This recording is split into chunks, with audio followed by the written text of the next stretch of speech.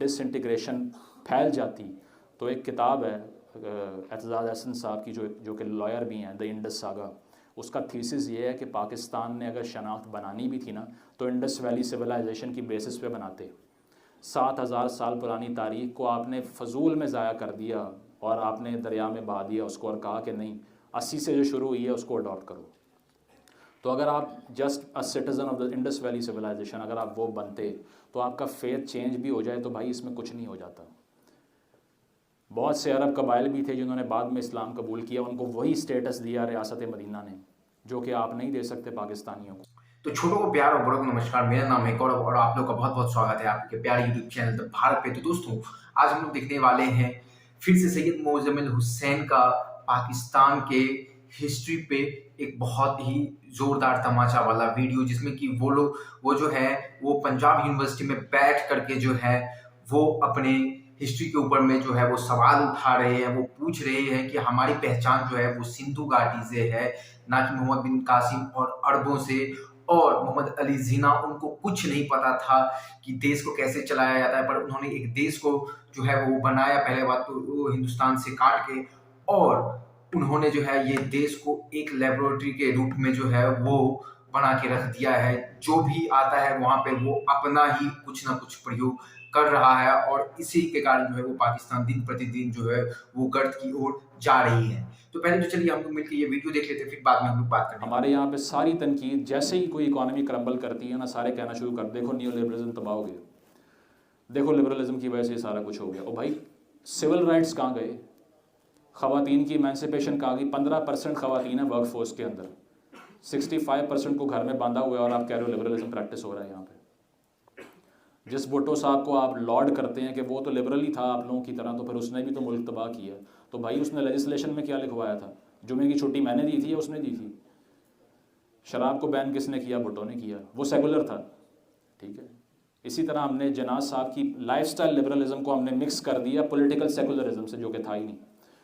कोई भी जो ये बात करता है आके कि ये सेकुलर तहरीक थी 11 अगस्त की तकरीर, तो भाई इसके अलावा कुछ है आपके पल्ले? एक 11 अगस्त की तकरीर लेके फिर ही जा रहे हो। वो स्टेट बैंक की 1948 वाली तकरीर कहाँ गई? इसमें जनाब साहब ने कहा था कि मगरब का मुआशी निज़ाम तबाह हो चुका है, हमने अपना लेकर आना है कहीं ना कहीं से निकाल के। ठीक है, वो भी उन्होंने कहा। उसके बाद में जब कॉन्स्टिट्यूशन का सवाल हुआ उन्होंने कहा मुझे नहीं पता क्या होगा, लेकिन 1300 साल पहले आ चुका था। And still there are some people who have the audacity to say that this man was secular. So the bad news or the good news for you is that this is Jinnah's Pakistan in which you are living right now. It's not something that you envision which would happen in generations to come. No, this is that. He said it has to be a laboratory where every new formula will be practiced. And yes, it is a laboratory, because after every three years there's a new scientist with a new formula, new chemical in hand, with a new explosion, who ends up killing all of you. So it is that laboratory which he talked about. तो identity का crisis वो वाला जो है, उसकी stems और उसकी roots जो हैं वो बहुत प्रीडेट करती हैं। और अब आकर ये होना शुरू हो गया कि फिर हमने कहा कि अब MBS के आने की वजह से वो अपील तो नहीं रही सऊदी सलाफिज़म की, तो इसीलिए चलो तुर्की चलते हैं सामान पैक करके अपना, और वहाँ से निकालते हैं अर्तुगरुल की तहरीक, और वो आपको पढ़ाते हैं आके। ड्रामे भी देखो उसके, खुश भी हो, तालियाँ भी बजाओ साथ साथ। तो उस ड्रामे का अपना प्रोड्यूसर कहता है कि 3 पेजेस से ज़्यादा तारीख नहीं है इस बंदे की, it's a complete fiction, work of fiction. ठीक है, एंड इसके अलावा आप कैम्ब्रिज हिस्ट्री ऑफ टर्की किताब है, रेफरेंस भी दे देता हूँ आपको, पढ़ लीजिए, जिसमें लिखा हुआ है कि he was not even a मुस्लिम।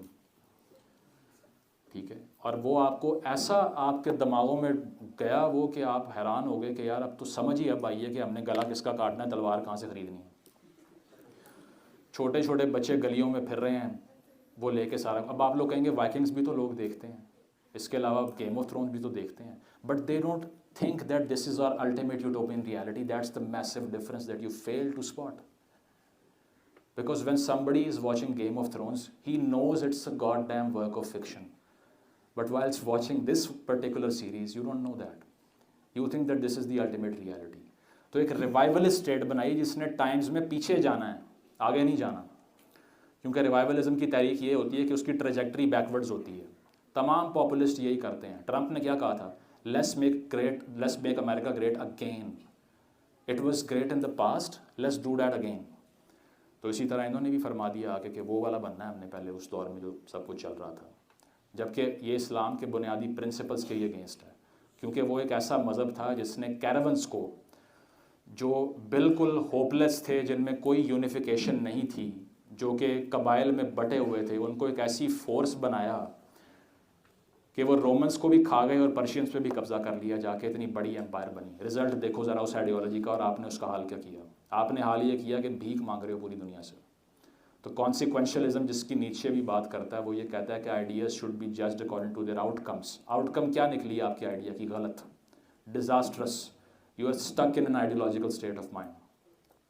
ये तो हो गए मसाइल। अब इसका हल क्या था? अब हर कोई ये बात करता है कि हल के बगैर तो मसाइल बताना बहुत आसान होता है, क्योंकि वो इस चीज़ को रिस्पेक्ट नहीं करते कि मसाइल असल शनाख्त करना ही आधा हल होता है। कुछ लोग ये शनाख्त भी करके इसी जगह पर बैठ के आपको ये बता सकते थे कि फाशी से बड़ा कोई मसला ही नहीं पाकिस्तान का, इसलिए सब तबाह हुआ है। कोरोना वायरस को भी उन पर डाल दिया जिनके अकाउंटों से 49 अरब रुपया निकल रहा है। अब लेक्सस पे फिरते हैं, हाथ किसी से मिलाते नहीं हैं और कहते हैं कि दुनिया बकवास है, दुनिया बकवास है। हमने कॉन्स्टिट्यूशन में लिखवा दिया कि कोई माइनॉरिटी ना वज़ीर आज़म बन सकती है ना सदर बन सकती। क्यों नहीं बन सकती? वहाँ पर बन गई हिंदुस्तान में, जिनसे आप अलहदा हुए थे, और अपनी माइनॉरिटीज़ का आपने ये अशर किया। जो हमारे जोगिंदर नाथ मंडल, जो पहले लॉ मिनिस्टर थे, जिनको जिन्ना साहब ने लॉ मिनिस्टर बनाया, आपको पता है वो कहाँ जाके क्रीमेट हुए थे? हिंदुस्तान में। 1-2 साल यहाँ रहे, उनको समझ आ गई थी क्या होने वाला है, वापस चले गए। तो ये चीज़ है कि एक तो आपने आइडेंटिटी को इन्फोर्स किया, इससे क्राइसिस बढ़ा। दूसरी चीज़ ये की कि आपने अपनी 7000 साल पुरानी रूट्स को ज़बरदस्ती काट दिया, और उससे ये हुआ कि हमें कुछ मालूम नहीं है आए कहाँ से हैं, जाना कहाँ पर है। इसका सिर्फ़ और सिर्फ हल ये है कि let people be what they want to be. Otherwise if you enforce a Pakistani identity based on a statist narrative, then you are going to destroy everything. यही हाल आपने इस्लाम के साथ किया है कि आपने उसका सियासत में इतना इस्तेमाल किया है कि अब आज का नौजवान स्केप्टिक होकर सोच रहा है कि हमने जाना कहाँ है। आपको पता है ईरान के अंदर फास्टेस्ट ग्रोइंग फिनोमेना कौन सा है? Atheism.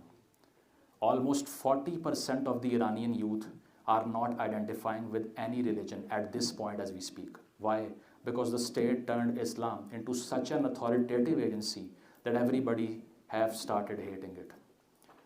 This is what we shouldn't have done. अगर हमें ज़रा सा ख्याल होता इस्लाम का तो हम ये हशर ना करते सियासत से मिक्स करके उसको, लेकिन हमने किया और मुतनफ़र कर रहे हैं लोगों को अब भी। तो आइडेंटिटीज़ को, आइडियोलॉजीज़ को और फेथ को अगर आपने इन्फोर्स करना है तो आप इन तीनों चीज़ों के सबसे बड़े दुश्मन आप खुद हैं, अगर आप इनको इन्फोर्स करना चाहते हैं। और अगर आपको ये लगता है कि आज का नौजवान, उसको आप ऑप्रेस कर लेंगे इतना ज़्यादा और उसका रिएक्शन नहीं आएगा, सोशल मीडिया का दौर है भाई। पहले तो 71 में जब आप वहाँ पर फतूहात के अंबार लगा रहे थे, अखबारों में ये आ रहा था फतूहात पे फतूहात हो रही हैं। जनरल न्याजी साहब कह रहे थे मैं यहाँ से आगे जाके लाल किले पे मैंने भी पहुँचना है, सेल्फी लूँगा वहाँ जाके, मैं भेजूँगा सारों को। तो वो ये आ रहा था खैर से अखबारों के अंदर, और वहाँ पर हो कुछ और रहा था। तो पहले इन्फॉर्मेशन का कंट्रोल था, अब नहीं हो सकता। तो अब सिर्फ़ और सिर्फ ये है कि अगर आपने ना उनको ये इख्तियार दिया कि वो अपनी हिस्ट्री को ख़ुद रीडिफ़ाइन करें, तो आप आहिस्ता आहिस्ता दोबारा से वही गलतियाँ रिपीट करेंगे। इसका हल सिर्फ ये है कि reconnect with your roots and let people be what they want to be. तो जैसे कि आप लोगों ने देखा ये वीडियो, और मैं एक बात कहना चाहूँगा कि इनके पास नॉलेज बहुत ही ज़्यादा है। सैयद मुज़म्मिल हुसैन के पास आप देख सकते हैं कि एक बहुत ही वेल रेड बंदा है और एक बहुत ही ज़्यादा इंटेलेक्चुअल माइंड वाला बंदा है, जिन्होंने कि यार ऐसे ही नहीं कि बहुत लोगों को आप देखेंगे कि जिनके पास बहुत ज़्यादा नॉलेज होता है बट वो एक बायस्ड उनके अंदर में रहता है। बट इस बंदे को देखो कि यार जो सच है वो बोल रहा है, और वो भी यूनिवर्सिटी में जाके, जो कि पाकिस्तान का शायद से सबसे बड़ा यूनिवर्सिटी है, पंजाब यूनिवर्सिटी, वहाँ पे बोल रहा है, और वहाँ के लोग जो है वो ताली मार रहे हैं इनके जो है वो भाई भाषण पे। तो आप समझ ही सकते हो कि इस बंदा का जो है वो कैलिबर तो कुछ अलग ही लेवल का है। और अब बात करते हैं कि नॉलेज, तो भाई ये बंदा के पास बहुत ही ज़्यादा नॉलेज है। आप देख सकते हैं इनके पास हर एक जो है वो चीज़ का रेफरेंस है कि इन्होंने इस जगह से, इस बुक से, ये ऑथर का नाम है इस बुक का। तो इनके पास एक बोल सकते हैं कि एक बहुत ही सुसंगठित और सुव्यवस्थित ज्ञान है, जिसको कि ये लोगों की तरफ बढ़ा रहे हैं। और हम ये भी कहेंगे कि यार ये सच बात मैं बोलना चाहूँगा कि पाकिस्तान में लोग अगर आप देखेंगे तो वो अब्दाली, गौरी, गजनवी और मोहम्मद बिन कासिम इन लोगों को बहुत ज़्यादा मानते हैं। और वो वो लोग जो है वो उसके बाद कहते हैं कि हम जो है वो सेक्युलर हैं, उनको सेक्युलरिज्म का मतलब ही पता नहीं है। और मैं ये कहना चाहूँगा कि इन लोगों ने जो है, चूँकि मैं आप लोगों को बता दूँ कि भाई मैं बिहार से हूँ, तो हम लोगों को कम लूटा है। ये अगर आप देख लीजिए हमारा मैप इंडिया का, ग्रेट इंडिया का जो मैप है अखंड भारत का, तो भाई पहले ये लोग अफ़गानिस्तान में इंटर होते थे, उसके बाद जो है ये लोग सिंध, उसके बाद फिर पंजाब, फिर दिल्ली होते हुए जो है वो अंदर आते। पर आप देखेंगे तो सबसे पहले अफ़गानिस्तान को ये लोग लूटते थे, उसके बाद सिंध को, उसके बाद पंजाब को। हमारी तरफ बहुत ही कम आए हैं।